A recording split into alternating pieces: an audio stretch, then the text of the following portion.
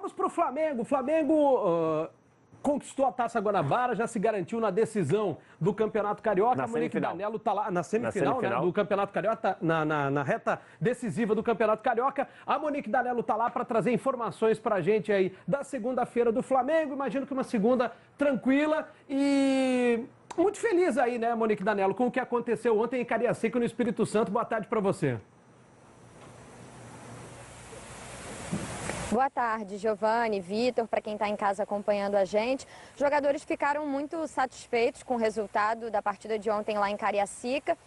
Ao meu ver, a comemoração foi até contida, né? O Flamengo sabe que isso garante apenas uma vaga na semifinal do estadual, que dentro de um planejamento do Carpegiani é importante, porque agora ele vai poder usar a Taça Rio para testar algumas possibilidades, para observar algumas situações, pensando no objetivo principal, que é a Libertadores da América. Então tira esse peso da Taça Rio, porque o Flamengo já está na semifinal do estadual e aguarda outros 3 adversários que nessa disputa vão chegar para a final, para decidir o título do Campeonato Carioca. Então certamente tem uma vantagem, né? Não é a vantagem que no regulamento ideal seria que era uma possível final de estadual, mas o Flamengo ganha a vaga na semifinal e consegue agora lidar com certa tranquilidade com a Taça Rio dentro desse planejamento do Carpegiani. Por isso hoje foi até um dia mais tranquilo aqui também, a atividade foi bem rápida. Os jogadores que começaram a partida de ontem nem vieram a campo, fazem um trabalho regenerativo lá na academia.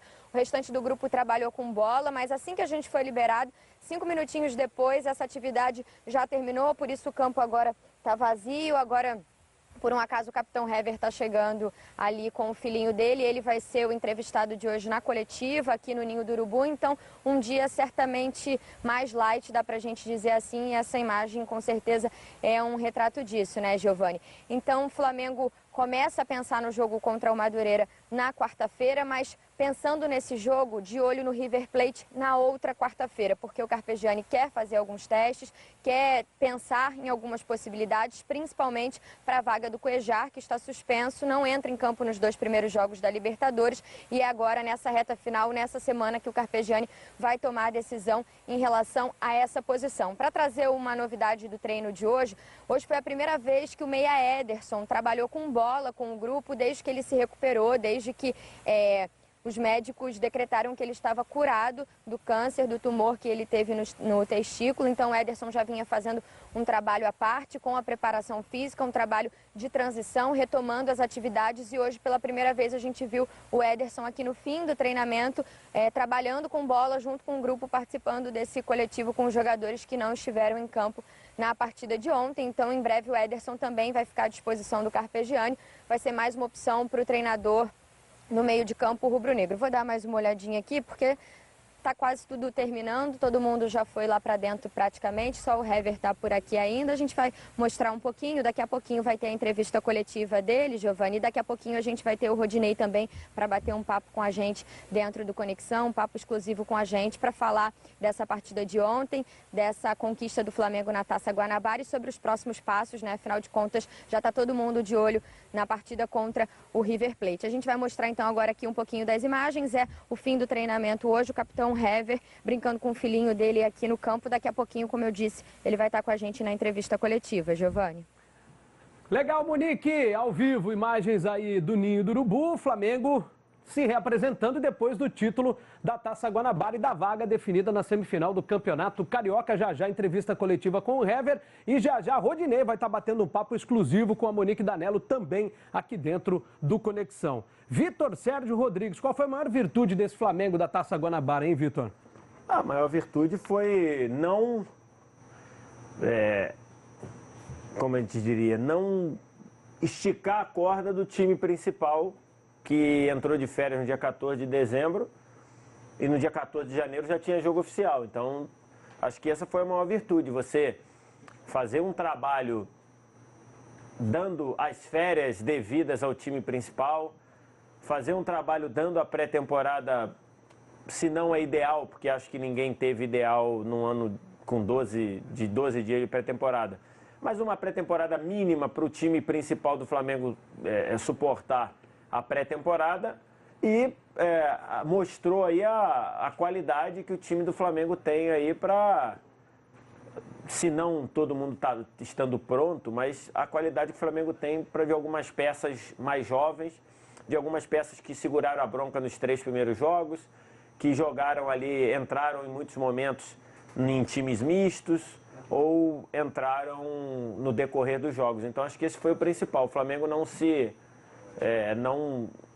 fez nada para esticar a corda no início, pensando na Taça Guanabara e prejudicar o resto. Acabou vencendo o primeiro turno, que lhe dá a vantagem pelo empate na semifinal já. Além de uma vaga na semifinal, lhe dá a vantagem no empate. Então ele pode usar a Taça Rio para focar e se preocupar com a Taça Libertadores da América. Então ele pode focar a Taça Libertadores, ele pode se preocupar com a Taça Libertadores e a Taça Rio ele usar esse time que pegou cancha no início da Taça Guanabara, justamente porque você já tem o mando, já está na semifinal, além disso já joga pelo empate na semifinal. Claro que se ele ganhar a Taça Rio também, você elimina um jogo do teu calendário, porque o time já passa direto para a final do campeonato.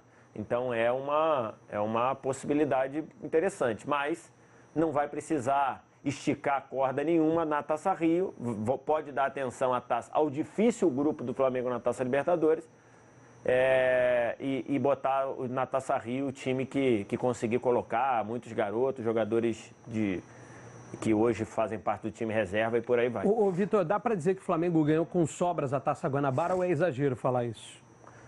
Então, se você analisar, porque durante a fase de classificação, a fase de grupos ali, o Flamengo ele jogou 3 jogos com um time praticamente todo reserva, certo?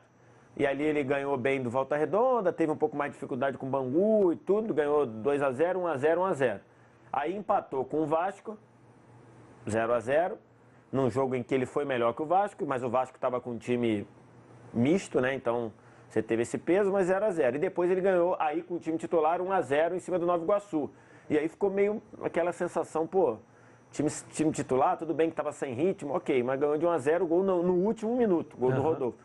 Veio a semifinal do Taça Guanabara e o time foi bem superior ao Botafogo e no segundo tempo foi bem superior ao Boa Vista. Então acho que ele fez uma Taça Guanabara segura, uma Taça Guanabara sem sustos, sem, como a gente pode dizer, sem... Acho que em nenhum momento o Flamengo teve arriscado a perder a Taça Guanabara ou não ganhar a Taça Guanabara, mas acho que o time precisa subir de patamar, precisa subir de nível de atuação para encarar um grupo difícil como ele tem na Libertadores e logo no primeiro duelo encarar um River Plate, embora o River não viva um bom momento. O River, enquanto coletivo, não vive um bom momento no Campeonato Argentino. Mas tem muitas individualidades que podem resolver um jogo. O River se transforma em Libertadores, né? A gente já viu isso também, né? Tem um significado diferente para o River a Libertadores. Vinícius Júnior, o maior destaque do Flamengo na Taça Guanabara? Ou você teria outro jogador para apontar aí também? Não sei se foi o maior destaque, né? Acho que o Vinícius Júnior está caminhando para algo assim próximo dos extremos, né? Ou o Vinícius Júnior faz algumas coisas e que o pessoal acha maravilhoso e muitas vezes acima do que de fato ele fez, ou ele vai mal e aí ele tropeça na bola e o pessoal quer tratar como chacota, como... Eu sempre falo, fuja dos extremos, nada com extremos é bom. Né? O Vinícius Júnior nem é o jogador fantástico, maravilhoso, nesse momento que algumas capas de jornal querem fazer crer, nem é o jogador péssimo, a enganação que algumas avaliações querem fazer crer também. Vinícius Júnior está nesse meio do caminho, ele acerta umas vezes, erra outras, acho que ele acertou bastante na Taça Guanabara, errou bastante também na Taça Guanabara. Ontem, por exemplo, ele entrou no jogo num pique danado, mas ele perdeu várias bolas bobas, e aí ele participa ali do segundo gol, né? Ele cria uma jogada ali que ele machuca o jogador, ele dando drible acaba machucando o jogador do Boa Vista, então isso aparece muito. Então eu acho que o Vinícius Júnior não pode, como vários outros jogadores já aconteceram, não pode ser tratado com extremos. Ou o Vinícius Júnior é gênio, ou o Vinícius Júnior é enganação. Ele não é nenhum dos dois. hoje. Né? Hoje ele está no meio do caminho disso, ele entra em alguns jogos ajuda, ele entra em outros jogos atrapalha, mas acho que ele tem que ser tratado com equilíbrio, ele tem que ser tratado com o pé no chão. Muito bem, vamos falar de Corinthians.